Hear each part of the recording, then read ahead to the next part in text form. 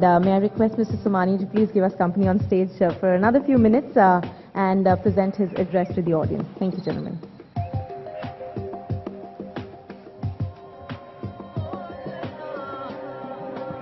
I have the presentation now?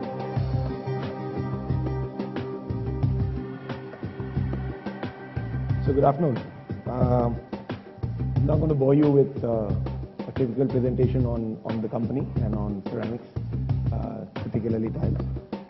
I'll just take you through, broken my presentation into three parts. One is the journey of ceramic tiles and what we have in store for you for the next decade for tiles, and then how ceramics surround us, but yet we take it for granted.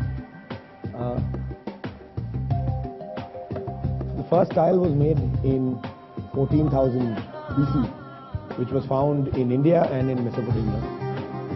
I'm going to cut to 1900s soon after that. I think the tiles, a lot happened in between, which we can go on and on about. But what is significant to us is the technology moved from wherever it was to England, and we had England at the helm of the ceramic technology. 1980s it moved to Germany and Italy, and then in 1990s to 2000 it became an Italian hub, and I think it was virtually a monopoly where Italians controlled the entire technology of our industry. In 2000 onwards, Italy and China have both taken a lead, although having said that, from an efficiency point of view, Italy still is the leader as far as tile making is concerned. Now, fast-tracking manufacturing, just to go through as to what happened between 1960s and until now.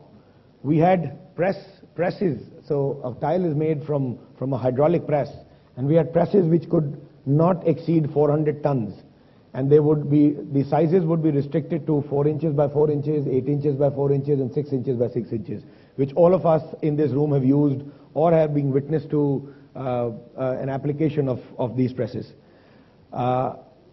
If you look at the bottom picture, the presses today have gone to 10,000 tons from 400 tons in 50 years. And what this has done is that a 4 inch by 4 inch tile, today we can attain a 1 meter by 3 meter tile.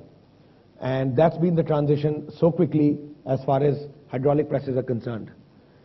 Similarly, in kilns, we used to have batch kilns, which we all use till date when we fire our crockery, and then we moved into shuttle kilns, which would take about 24 hours for the tile to get in from one side and get out of the other. So if there was something going wrong, we wouldn't know. That entire batch in 24 hours would be something which we would just throw away. Today, we have these roller kilns, which from one end to the other end of the kiln, approximately 250 meters long, takes only 30 minutes. So if anything had to go wrong, we know within 30 minutes as to what's going wrong as far as the tile is concerned. Similarly, printing. This is the most important thing, which is what you see as consumers, as architects, as buyers. The printing technology in these screens went from a flat printing technology, which is similar to what we use in our garment manufacturing. It was silk screens. You would expose the screens, and then with a squeegee you would print the tiles. Very, very low DPI as far as so in certain words, it was more like the CRT TV which we all used.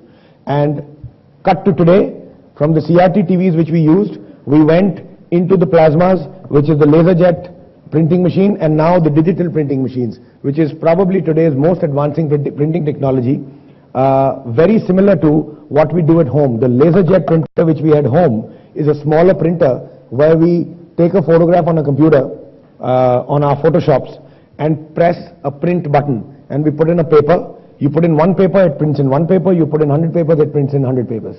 So the same thing what we do here is we take in a photograph, and we can now scan 50 square meters of marble for the variety and Photoshop that 50 square meters of marble which has been, or any stone for that matter, wood also, put it on a Photoshop, press the print button. Instead of paper, we're putting in tiles into these printing machines. So it works exactly the same as a laser jet printing machine which you use at home on a daily basis. Now this is a technology which all of us have got. It's a question of getting technology, and it's a question of mastering it. So today, again I take the example of a TV. You have a top-end LED TV, But would you buy a TCL? No, you wouldn't. You would buy a Samsung, you would buy a Sony. So all the industry has this particular technology, but a few of us have mastered it. And therefore we get the recognition for the brand, what we do. So it's not a technology which is alien to anybody. It's pretty much there across the market. As a result, we at Somany make a better tile. We've imbibed all these technologies, the best of presses. We're a 43-year-old company, but the average age of machinery with us is under 5 years. So that's how much we've modernized in our factories. And not only me, and I talk for the industry, the top 2-3 brands have done the same in the Indian industry. VC Shield is a product. This is a patented product, the only patented product in India, which is a high abrasion resistant tile. Slip Shield, something of which is, there is a example of both of these at the back. It's the only, again, patent applied for product, which is truly a slip resistant product. It's very different from what we used to produce earlier. Industrial tiles, the active tiles from Somany, the germ-free tiles, and various other large format tiles, from being vitrified to the glaze vitrified, glossy, wall tiles, floor tiles, all of it. Sanitary ware and CP fittings. This is the newest venture as far as we're concerned. So this is it for Somany. I would now like to take you through what tiles are available. Some of them are available commercially. Some of them are available already as we speak. Some of them will be available maybe in the next couple of years. There is something which was experimented in France, kinetic tiles. There were chips embedded in the glaze of the tile. Glaze is the top surface which you see as consumers. It's basically a glass layer. So they've been able to, again, it's a patented product. This is not commercially available. What they have done is they've put in chips in the tile, and every time you cycle or walk, or anything for that matter, any kinetic energy flows in to a battery. That kinetic energy is stored in a battery, and in the evening you could do street lighting or whatever. So this is something which has already been tested. Unfortunately, in India we don't have any footpaths, but if we did, we could have saved a lot of electricity with these connected tiles whenever it does get commercially available. And when I say that, I think in the next couple of years it will become extremely cost effective to buy one of these products. Like Karan said, that 51 crores he saved for the Bihar government, or he would save the same thing. You would save a lot of money. So the investment would be much like an LED bulb which we put, so much more expensive than an incandescent bulb, but then you are looking at your payback over time. Solar tiles, this is another tile which is not meant for India really particularly. Again, it's been wired. This is available commercially.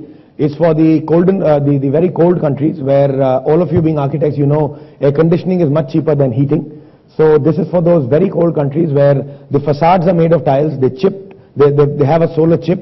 The solar chip is wired to the bricks, and they are heating the bricks with solar energy to a certain extent, thus reducing the heating cost of that building. So this is commercially available from a couple of Italian manufacturers.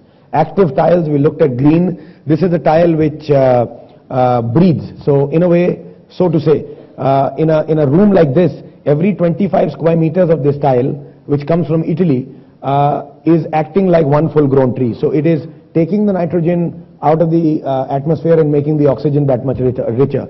It's called active. So if you go and Google active tiles Italy, you will get enough info on this. We happen to have an agency for this, and we are distributing these tiles. Extremely expensive currently, but commercially available.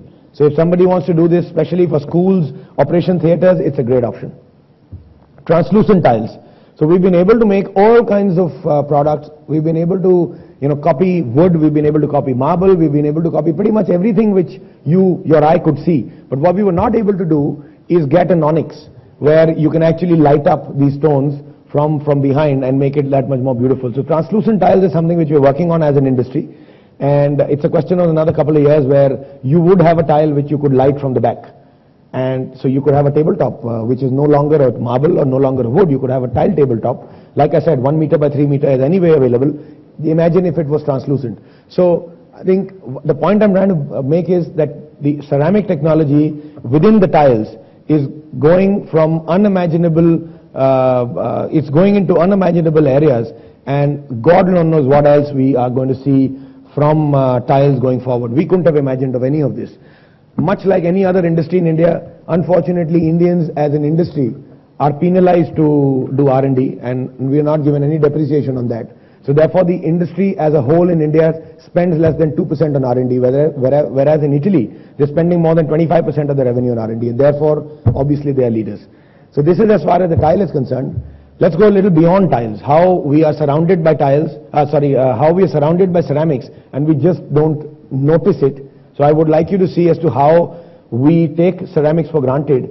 Frankly, none of us can live without ceramics in our lives. Mobile phones. All your mobile phones have the most critical element, which is the aerial, which is getting you the signals from a tower, and that's a ceramic chip. That's a ceramic aerial. If it wasn't for ceramics, you would not have the mobile phones today. Every single mobile phone's aerial, whether visible, earlier for phones it was visible, now obviously it's not, but inside there is a ceramic chip in the mobile phone. Microwave ovens. You all know it's a great conductor of heat. Microwave ovens, each and every single microwave oven, if it wasn't for ceramics, you would have a microwave oven as large as a refrigerator. Obviously we won't use it. So it's the ceramics which we have been able to make it compact, and I think it cannot get more compact because your dish won't go in any further. So therefore, we've already attained what we needed to, but with a ceramic element inside.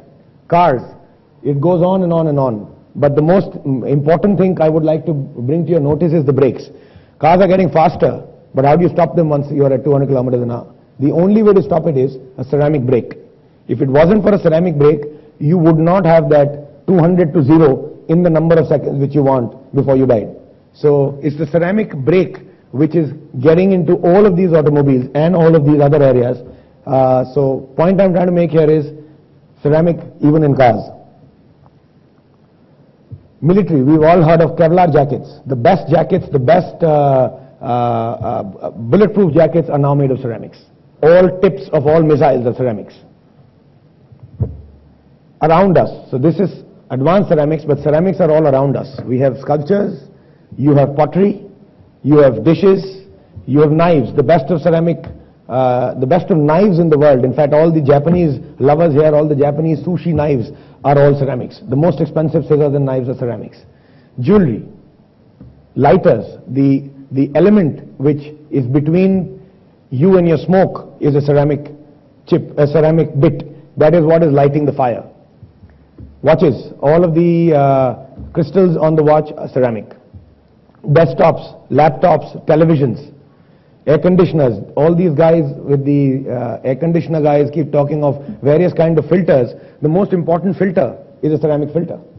So all of which they do, 5-stage filters, God knows what all they talk, but there is one ceramic filter within that. Very important.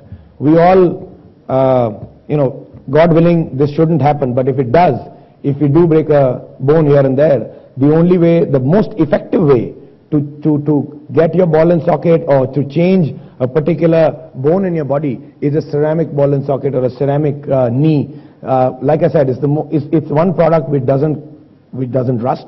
It's one product which is an excellent conductor of heat, and various other properties which make this the preferred material. One of the most expensive, but it's the preferred material as far as medical science is also concerned. So, like I said, you look at anywhere, I could go on with 20 other examples as to how ceramics surround us, but I think mobile, medical, cars, and microwaves and TVs is good enough an example for you where I have made my point that how we take this particular product for granted. And believe you me, the most amount of advancement which is happening apart from IT and medical which we hear about is in the field of ceramic, and somewhere or the other it is being used to enhance and make our lives better and better and better. So that's the point I'm trying to make. Last but not the least, I would like to talk a little bit about our CSR initiative. We do this as a passion, and it's my passion, and no presentation I finish without this. So we do this as our CSR activity where we are training masons. In India, we have 350 million people who are employable and or are employed. So unless we bring more skill sets, unless we train more people, we're going nowhere. And these blue-collar jobs is something which we all require. So we're training masons. We've trained about 3,000 masons. It's 100% free. Any of the builders here, any of the architects here, any of the contractors here, please take us on. We give a 3-day training, and we guarantee that we will save you 25% of your material used, which is cement or adhesive. We guarantee you 50% of your wastage in tile would reduce. We guarantee you 25% increase in efficiency of the mason. And what satisfies me most is that 10,000 rupees is what the mason takes home. If I can increase his efficiency by 25% with a guarantee, that's 2,500 rupees for him, which he takes home per month. For you and me, it wouldn't be even one dish on the dinner table, but for him, it's straight to his pocket. So the kind of satisfaction we get when we hear of success stories where all these masons are so happy with taking this training, now it's a question of, relentlessly going after them and retraining them, because it's very easily forgotten in the interest of many things. But this is something which we've been doing and we're very proud of. Unfortunately, in the industry, we're the only one who's doing this. We've been reaching out to people, a lot of other industry guys to, do the same, but with deaf ears. But we are relentlessly doing it. There's never enough. Please take us on. It's like I said, it's 100% CSR. There's enough knowledge on the website. You could contact me. You could contact also. There's one Mr. Satinder Gautam in our audience here who spearheads this with his team. So that is for the Tile Master program. I wouldn't take too much of your time. Those are some of the equipments. So please take it on. Thank you.